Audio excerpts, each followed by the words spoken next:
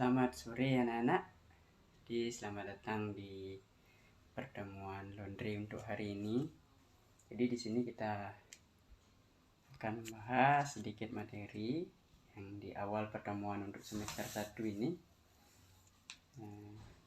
Bapak ingin buka dulu.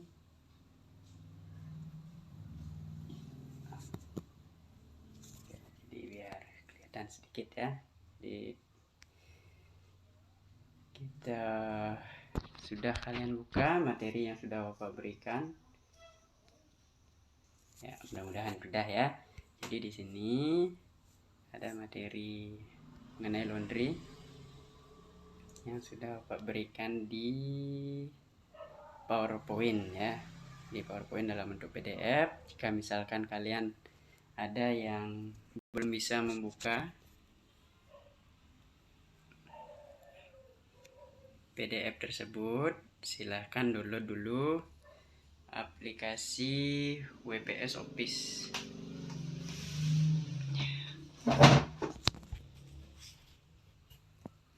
Mudah-mudahan sudah ya. Jadi ada aplikasi WPS Office namanya untuk membaca atau untuk membuka file dalam bentuk PDF.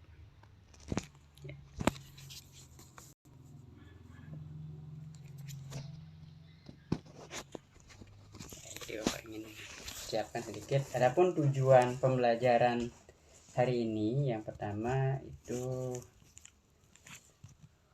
untuk menjelaskan kriteria pengemasan barang cucian sesuai dengan standar perusahaan. Yang kedua, menguraikan penyimpanan sesuai standar perusahaan dengan tepat. Yang ketiga, menentukan teknik penyimpanan dan pengemasan dengan tepat. Yang selanjutnya, melakukan pengemasan dan penyimpanan sesuai dengan standar.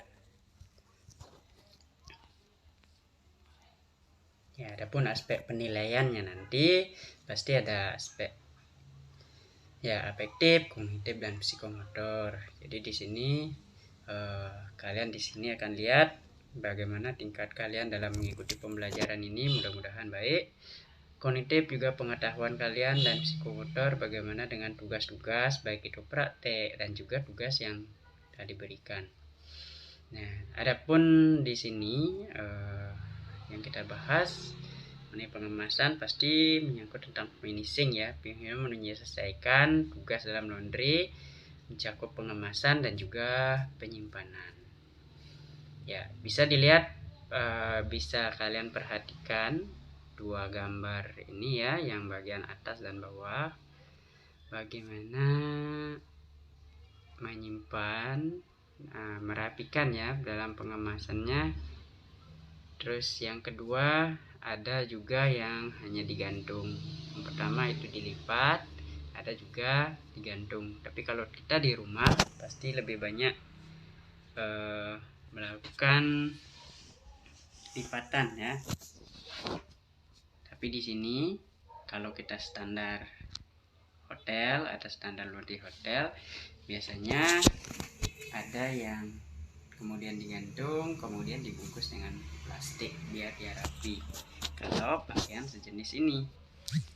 Nah, adapun kriteria pengemasan bisa kalian lihat. Lihat ya, kriteria pengemasan nanti akan ditaruh dalam rak. Bisa lihat ya.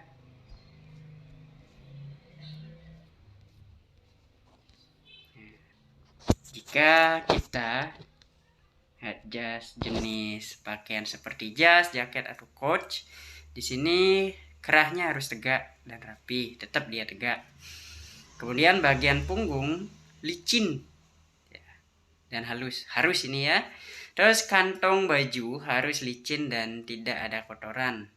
Kalian harus lihat di sana pada saat proses pencucian, periksa dulu. Jika misalkan ada uang, simpan dulu dan bisa dikembalikan. Ingat ya, itu bukan tips. Hati-hati nanti, itu bisa aja tamunya komplain, terus merugikan perusahaan kalian tersebut. Terus tidak ada kotoran ya. Lengan harus licin juga, diusahakan bentuknya bulat. Nah, ini berarti kalau jenis seperti ini lebih baik itu tetap dia disetrika tapi digantung ya. Terus selanjutnya jika celana atau trouser ya hanya satu garis lurus dan tidak terputus dari atas ke bawah, bisa dilihat ya. Jika misalkan pakaian seperti ini ya, ada satu garis, berarti ada bagian depan atau bagian samping. Nah, mana yang lebih bagus ya untuk kalian kira-kira? Terus bila ada garis lipatan dari ban pinggang di atas daerah kantong, maka lipatan tersebut haruslah bersambung lurus dengan garis celana. Bisa lihat dengan garis celana. Mungkin Bapak tidak bisa tunjukkan ya. Bisa dilihat ada garis celananya. Terus bibir kantung haruslah bertemu sejajar, tidak ada yang melengkung. Tadi udah ya. Terus ujung kaki celana haruslah rata, sejajar dan tidak ada yang melengkung.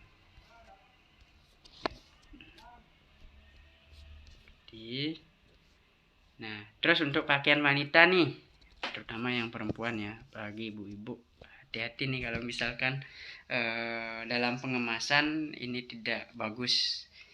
Nah, seperti pakaian wanita, shirt atau dress ya. Darah kancing harus licin. Terus collar harus rata dan tidak mengkerut. Bagian lengan harus licin dan tidak ada kerutan dan berbentuk sesuai dengan modelnya. Semua kelebihan jahitan haruslah rata sejajar menurut belahannya masing-masing. Tidak ada pelembungan pada, ya bisa dilihat ya, tidak ada pelembungan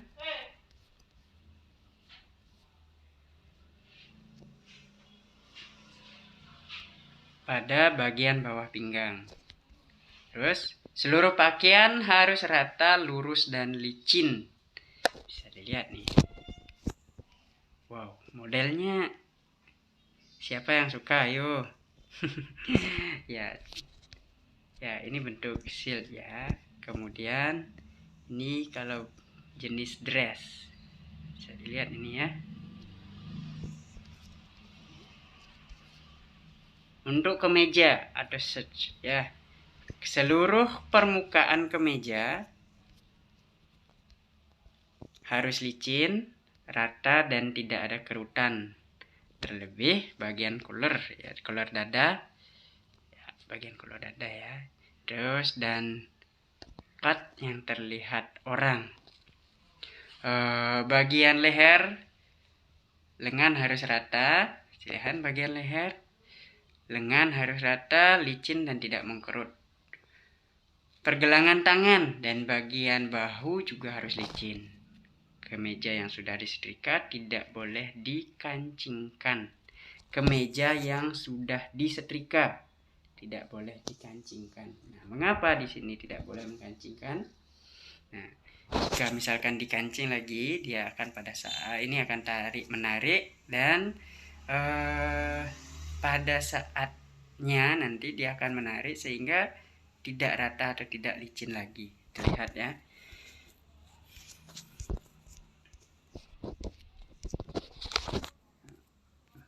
Ya, mohon maaf di sini agak main-main sedikit karena Bapak ya, mencoba hanya pakai handphone untuk membuat video ini ya. Untuk underwear. Nah, hati-hati ya untuk underwear. Ini pakaian dalam wanita dan pria yang terbuat dari bahan rajutan cukuplah dicuci dan dikeringkan baru dilipat dan dibungkus. Mengapa? Nah, mengapa kira-kira? Nah, biasanya terbuat dari bahan yang tipis ya. Rajutan ini kalau bisa mengkerut nanti, bahkan elastisitas itu akan mulai berkurang atau bahkan hilang. Terus pakaian dalam wanita dan pria yang terbuat dari bahan biasa harus disetrika lalu dibungkus. Ini baru harus ya. Terus pakaian dalam wanita yang terbuat dari bahan halus seperti sutra, katun halus harus dilicinkan menggunakan steam press. Nah, steam press. Nah, berarti menggunakan setrika uap ya. Terus sapu tangan. Nah, sapu tangan atau tenkersip ya. Keadaan bentuknya harus tetap persegi dan simetris. Melipatnya tidak boleh menggunakan tekanan mesin yang meningkatkan garis, tapi cukup dilipat tanpa tekanan. Ya. Nah, untuk kriteria penyimpanan, jas atau jaket atau coat ya, semua jas harus digantung pada hanger, tidak boleh dilipat kecuali ada permintaan khusus dari pemiliknya. Ya, jika misalkan pakaian seperti ini nih, berarti kan harus digantung kecuali diminta. Itu maksudnya ya. Pada gantungan bahu harus rata dan tidak boleh miring. Pinggiran bawah jas digantung haruslah satu garis sejajar, tidak boleh miring. Jas yang digantung tidak boleh dikancingkan. Nah, jangan dikancing ya. Terus tutup keseluruhan tasnya dengan sweat bag. Pada satu hanger harus ada satu jas dengan celana setelannya. Nah, biasanya orang kan berpasangan, ada setelan atas dan bawah ya. Ini setelan atas dan bawah, jadikan satu aja. Untuk celana atau trouser nih, semua celana haruslah digantung dengan menggunakan trouser cords ya, terkecuali atas permintaan tamu. Setelah digantung ditutup dengan sweat bag ya, bisa dilihat contohnya ya, seperti ini. Terlihat jelas? Mudah-mudahan. Terus tidak dibenarkan lebih dari 2 celana digantung pada gantungan yang sama. Ingat nih, perlu dicatat baik-baik.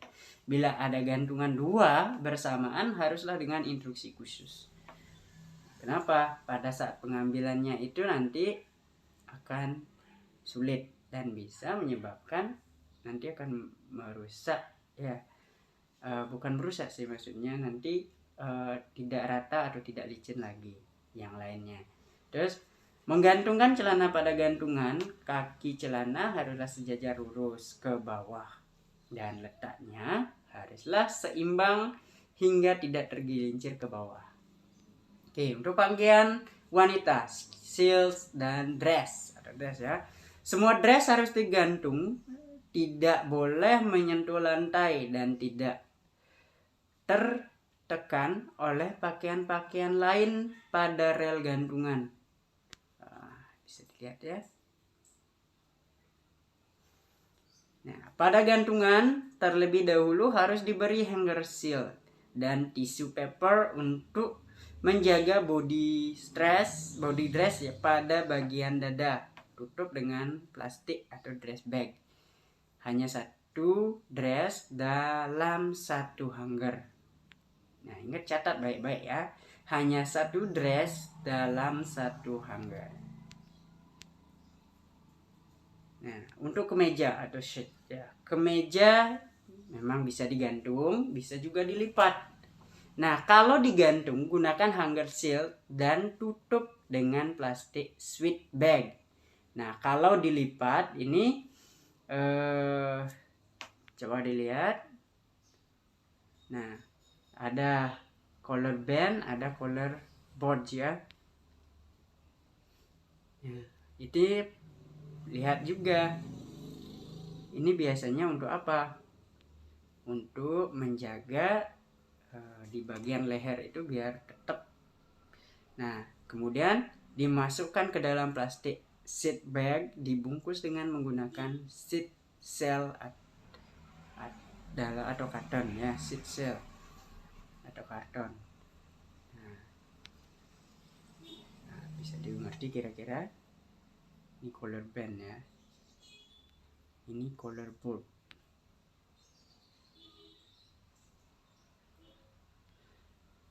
bisa dilipat. Kemudian untuk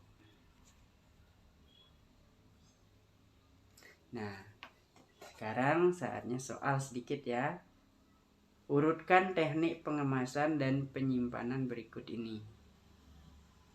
Nah, bisa dilihat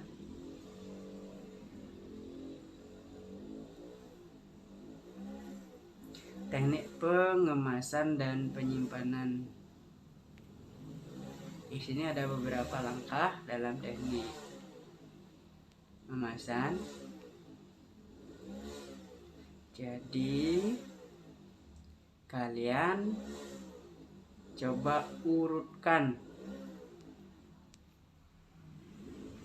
Ya, urutkan proses dari pengemasan dan penyimpanan. Ya kan ya? Untuk tugasnya ini mengurutkan ini aja. Silahkan kalian cari dulu dari berbagai sumber. Nanti mana ya, nanti kita akan bahas di pertemuan selanjutnya. Ya. Jadi cukup itu aja mungkin untuk materi ini. Nanti kita akan bisa bahas lagi.